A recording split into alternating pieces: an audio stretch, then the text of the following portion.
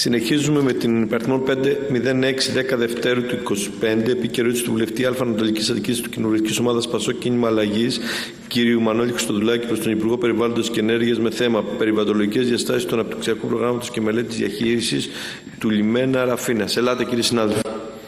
Ευχαριστώ, κύριε Πρόεδρε. Κύριε Υπουργέ, λιμάνι Ραφίνας. Σχεδιάζεται ένα έργο φαραωνικό, με πάρα πολύ σοβαρές επιπτώσεις και στο περιβάλλον αλλά και στο ανθρωπογενές στοιχείο της περιοχής και δυστυχώς χωρίς να λαμβάνεται υπόψη καμία απολύτως χωροταξική και υφιστάμενη πολεοδομική αρχή. Με το σχέδιο που υλοποιείται προβλέπεται τριπλασιασμός της έκτασης του λιμανιού της Ραφίνας από 154.000 τετραγωνικά μέτρα σε 460.000 τετραγωνικά μέτρα. Δεν προβλέπονται δημόσιοι χώροι και χώροι πρασίνου όπως είναι οι ευρωπαϊκές οδηγίες για τη βιώσιμη ανάπτυξη. Προβλέπεται επιβάρυνση της κυκλοφορίας, όπως εκτιμάται, κατά περίπου 100% και δόμηση χωρίς κανένα απολύτως όριο. Ανέγερση μέχρι και 5όροφων κτηρίων, μέχρι και 9.000 τετραγωνικά μέτρα που αλλοιώνουν πλήρως τον χαρακτήρα της περιοχής. Υπάρχουν λοιπόν τρία κρίσιμα περιβαλλοντικά ζητήματα που εμείς εγείρουμε και τα εγείρουν φυσικά και οι κάτοικοι της περιοχής. Νούμερο 1. Ένα πολύ σοβαρό πλήγμα στη βιοποικιλότητα της περιοχής. Δεν λαμβάνεται και δεν συνεκτιμάται η εγκύτητα του λιμανιού της Ραφίνας και των νέων σχεδίων με τον αναγκαία περιβαλλοντικά προστατευόμενο υδροβιότοπο του μεγάλου ρέματος της Ραφίνας. Πλήγμα στην ορνηθοπανίδα της εκβολής, τεράστιες εκτάσεις Ποσειδονίας οι οποίες θα καταστραφούν. Αυτά που λέω τα επιβεβαιώνει και η ίδια η απόφαση της Περιφέρειας Αττικής που προφανώς δεν είναι αντιπολιτευόμενη προς την κυβέρνηση. Δεύτερον, υπάρχει ανεπαρκής μελέτη ως προς τις υδατικές επιπτώσεις, δεδομένου ότι η στρατηγική μελέτη περιβαλλοντικών επιπτώσεων έχει κρίσιμα κενά και ελλείμματα που αφορούν τις επιπτώσεις και του διπλασιασμού της ακτοπλοϊκής κίνησης, αλλά και των εργασιών σε προσχώσεις και βυθοκορήσεις, οι οποίες μάλιστα γίνονται σε περιοχή που είναι δίπλα σε τρεις παραλίες με πολύ υψηλής ποιότητας ύδατα. Και τρίτον, ένας αυξημένος κίνδυνος πλημμυρών, αφού στο υπομελέτη σχέδιο περιβαλλοντικών επιπτώσεων δυστυχώς φαίνεται ότι η χερσαία ζώνη του λιμένα εμπίπτει με μια ζώνη δυνητικά πολύ υψηλού κινδύνου πλημμύρας, χωρίς να προβλέπονται τα απαιτούμενα μέτρα, τα οποία θα συνηγορούσαν στην πρόληψη, προστασία, περιορισμό, αντιμετώπιση δυσμενών πλημμυρικών φαινομένων στην περιοχή. Συμπέρασμα, δυστυχώς, οικονομική ανάπτυξη χωρίς κοινωνική συνένεση. Γιατί υπάρχει ομόφωνη απόρριψη από την Περιφέρεια Αττικής, πριν από λίγους μόλις μήνες. Υπάρχει καθαρή θέση τοποθέτηση από το Δημοτικό Συμβούλιο της Ραφίνας, αρνητική στις εισηγήσεις και φυσικά υπάρχει μια σωρία αντιδράσεων από κινήσεις των κατοίκων χαρακτηριστική αυτή του Save Ραφίνα. Είναι εντυπωσιακό μάλιστα το γεγονός ότι και το ΤΑΙΠΕΔ αρνήθηκε να παρέχει στοιχεία ενημέρωσης και στους οργανισμούς αυτούς και στους εμπλεκόμενους φορείς. Η ερώτηση λοιπόν είναι μία και είναι απλή.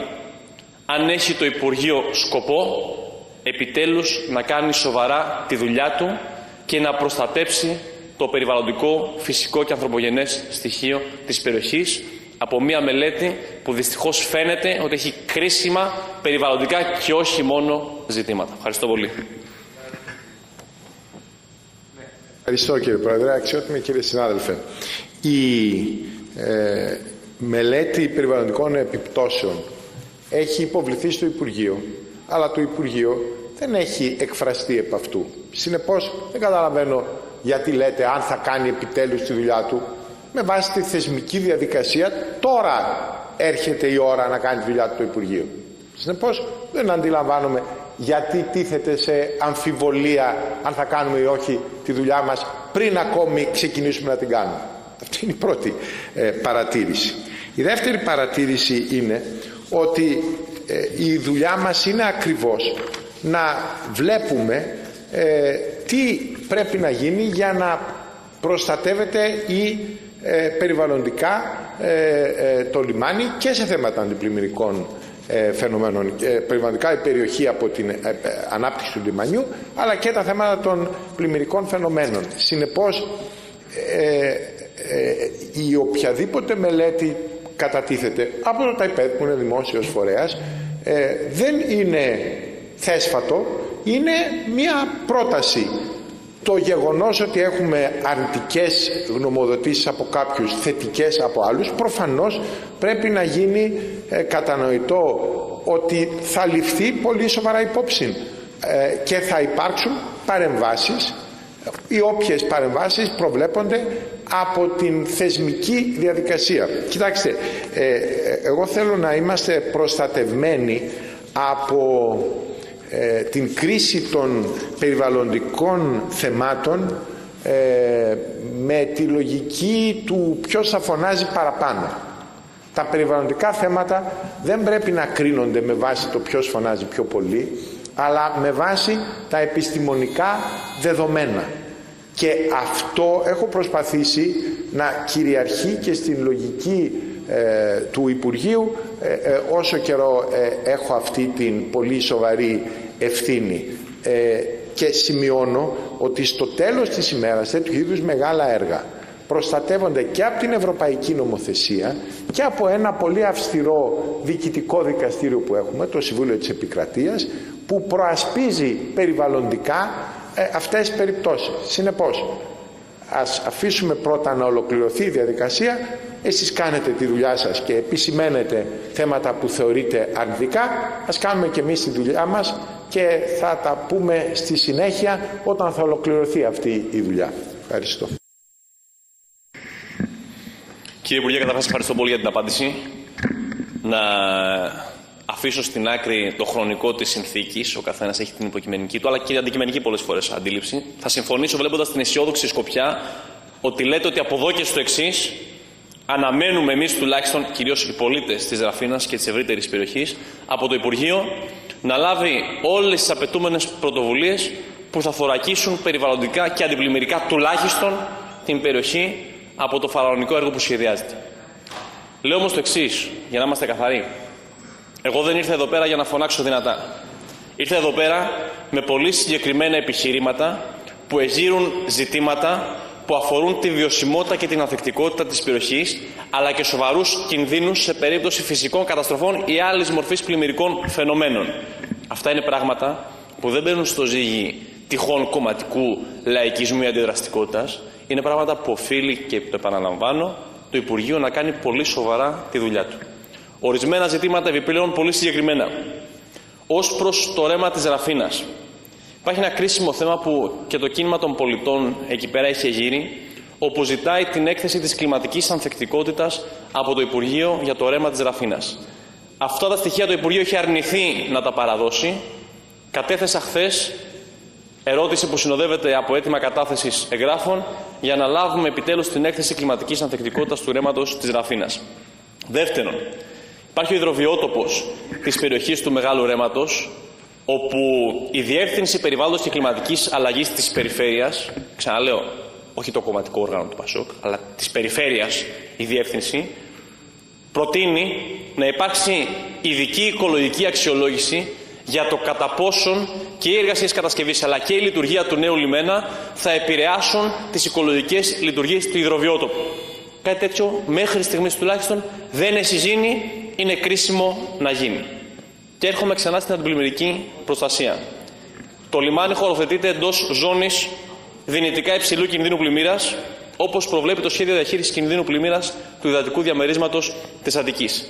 Και μάλιστα σε ένα ρέμα, όπως είναι το μεγάλο ρέμα της Ραφίνας, στο οποίο βρίσκονται εν εξελίξει εργασίες διευθέτησης και χωροθέτησης με διαδικασίες και τσιμέντου αλλά και άλλων μορφών σειρματοκιβωτίων, τα οποία έχω επισημάνει επίσης με ερώτησή μου ότι δυστυχώς και εκεί με επιστημονικό τρόπο και στοιχεία εγείρονται ζητήματα αναποτελεσματικότητας ως προς την αντιπλημμυρική επάρκεια. Και εδώ δυστυχώς κρίνουμε ότι δεν έχει γίνει η απαιτούμενη μελέτη για τον σχεδιασμό αντιπλημμυρικής θωράκισης της περιοχής. Ορισμένα θέματα γενικά και κλείνω. Μαζί με την περιβαλλοντική διάσταση που είναι κρίσιμη, στην οποία επαναλαμβάνω σε τίτλους Σοβαρό πλήγμα στη βιοποικιλότητα, περιμένουμε το Υπουργείο να το δει. Ανεπαρκής μελέτη για την ασφάλεια και την ποιότητα των υδάτων, περιμένουμε το Υπουργείο να το δει. Αυξημένος κίνδυνος πλημμυρών, περιμένουμε το Υπουργείο να το δει από εδώ και στο εξής. Υπάρχουν και συνοδά έργα που δυστυχώς δεν υπάρχει καμία απολύτως δέσμευση της κυβέρνησης για το τι θα κάνει με αυτά. Χαρακτηριστικό παράδειγμα. Επέκταση Αττικής Οδού, επέκταση σταθερής τροχιάς μέσω του προαστιακού σιδηροδρόμου. Έχω καταθέσει προσωπικά 2 επίκαιρες ερωτήσεις στη Βουλή. Καμία δέσμευση της κυβέρνησης για χρονοδιάγραμμα και χρηματοδότηση, τουλάχιστον για την επόμενη δεκαετία, που είναι η επιχειρηματολογία της περιβαλλοντικής αποσυμφόρησης του νέου έργου του λιμανιού της Ραφίνας. Δεύτερον, δεν λαμβάνεται υπόψη το πολεοδομικό σχέδιο Ραφίνας Πικερμίου, κρίσιμο για οποιαδήποτε χωροθέτηση προκύπτει στην περιοχή αυτή. Τρίτον, αγνοούνται οι προβλέψεις του Εθνικού Στρατηγικού Σχεδίου Μεταφορών. Αυτά λοιπόν τα επισημαίνω, κύριε Υπουργέ, για να βγάλουμε ένα πολύ απλό συμπέρασμα. Ότι αν η δουλειά που λέτε εσείς πολύ σωστά, ελπίζω, είναι να γίνει από εδώ και στο εξής, υπάρχει μία σειρά από κρίσιμες παραμέτρους, περιβαλλοντικές, βιωσιμότητα, υποδομές και όλα τα συνοδά έργα που πρέπει να ληφθούν πάρα πολύ σοβαρά υπόψη. Αν δεν ληφθούν, προφανώς και εμείς θα κάνουμε τη δουλειά μας, προφανώς όμως και όλα τα στοιχεία και της δίκαιης και δικαιολογημένης αντίδρασης των κατοίκων οφείλουν να ληφθούν υπόψη στις αποφάσεις που θα πάρει το Υπουργείο. Έχουμε χρέος να προστατέψουμε περιβαλλοντικά το ανθρωπογενές στοιχείο και το φυσικό τοπίο της περιοχής για όρους διασφάλισης της βιωσιμότητας και της δικής μας, αλλά πρωτίστως των επόμενων γενναιών. Ευχαριστώ πολύ και πάλι. Κύριε Πρόεδρε, να ξεκινήσω λέγοντας ότι σε σχέση με το ρέμα, η ΣΜΠΕ, αυτή που έχει κατατεθεί, εξαιρεί το ρέμα από τις ζώνες και περιοχές δόμησης και διατηρεί την έκτασή του όπως αυτή έχει οριοθετηθεί σύμφωνα με το σχετικό ΠΔ πολύ παλαιότερα. Επίσης, το ρέμα συμπεριλαμβάνεται στο σχέδιο διαχείρισης των λεκανών απορροής ποταμών και στο σχέδιο διαχείρισης κινδύνων πλημμύρας. Εκεί, καταρχήν, και τελειώνει η αυστηρή αρμοδιότητα του Υπουργείου Περιβάλλοντος. Όπως ξέρετε, το Υπουργείο Περιβάλλοντος φτιάχνει το σχέδιο διαχείρισης κινδύνων πλημμύρας και μετά είναι ο ρόλος των φορέων από κάτω, των αποκεντρωμένων, και αντίστοιχα μπορεί να είναι περιφέρειες, δήμοι ή άλλοι φορείς, η Θεσσαλία είναι πια ο ΔΙΘ, που αναλαμβάνουν την εφαρμογή του σχεδίου. Ειδικά όμως στην Αττική, πρόθεσή μας είναι να συμπληρώσουμε αυτή την αρμοδιότητα που έχουμε με μια πρωτοβουλία σε ένα άλλο τομέα που έχουμε επίσης αρμοδιότητα, που είναι τα έργα ορεινής υδρονομίας. Και από τη δική μας πλευρά σχεδιάζουμε να έρθουμε με μια πρόταση για έργα ορεινής υδρονομίας στην Αττική, έτσι ώστε να συνεισφέρουμε στον υπόλοιπο σχεδιασμό τα πιο αποτελεσματικά έργα και αυτά που έχουν γίνει λιγότερο τις τελευταία 40, 50, 60 χρόνια.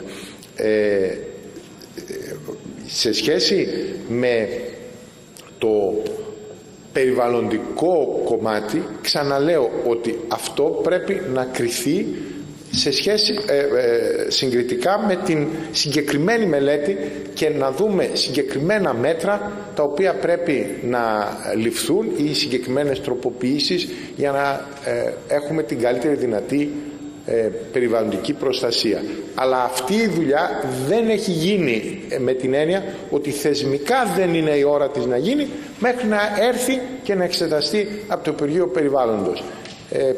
Οπότε επανέρχομαι σε αυτό που είπα στην αρχή, ότι εμείς θα κάνουμε αυτό που πρέπει να κάνουμε με επιστημονικούς όρους και πιστεύω και ελπίζω ότι το τελικό αποτέλεσμα θα επιτρέψει και την καλύτερη λειτουργία του λιμανιού με την αναβάθμισή του και την προστασία με τον καλύτερο τρόπο των αγαθών που ορθώς αναφέρατε. Και να τελειώσω λέγοντας ότι τα άλλα πράγματα, επεκτάσεις Αττικής Οδού και τα λοιπά, είναι σημαντικά, αλλά κάθε λεξούλα που λέγατε ήταν και καμιά 200-300 εκατομμύρια σε αυτό. Το αντιλαμβάνεστε ότι είναι τεράστιες δαπάνες και ότι υπάρχει μία ανάγκη προτεραιοποίησης των πολύ μεγάλων δαπανών που έχουμε μπροστά μας στα επόμενα χρόνια και για λόγους κλιματικής κρίσης και για λόγους πράσινης μετάβασης. Και θα έλεγα ότι δυστυχώς η προτεραιοποίηση πρέπει να είναι πρώτα στα έργα πρόληψης και προστασίας και μετά στα έργα που είναι αναγκαία και βελτιώνουν την ποιότητα ζωής μας, αλλά πόροι για να τα κάνουμε όλα μαζί ταυτόχρονα, σας διαβεβαιώ ως υπεύθυνος επί 4 χρόνια της δημοσιονομικής πολιτικής ότι δεν υπάρχουν. Πρέπει να κάνουμε δυστυχώς επιλογές και για αυτές θα κρίνονται οι εκάστοτε κυβερνήσεις, οι εκάστοτε αντιπολιτεύσεις και όλοι μας. Ευχαριστώ πολύ.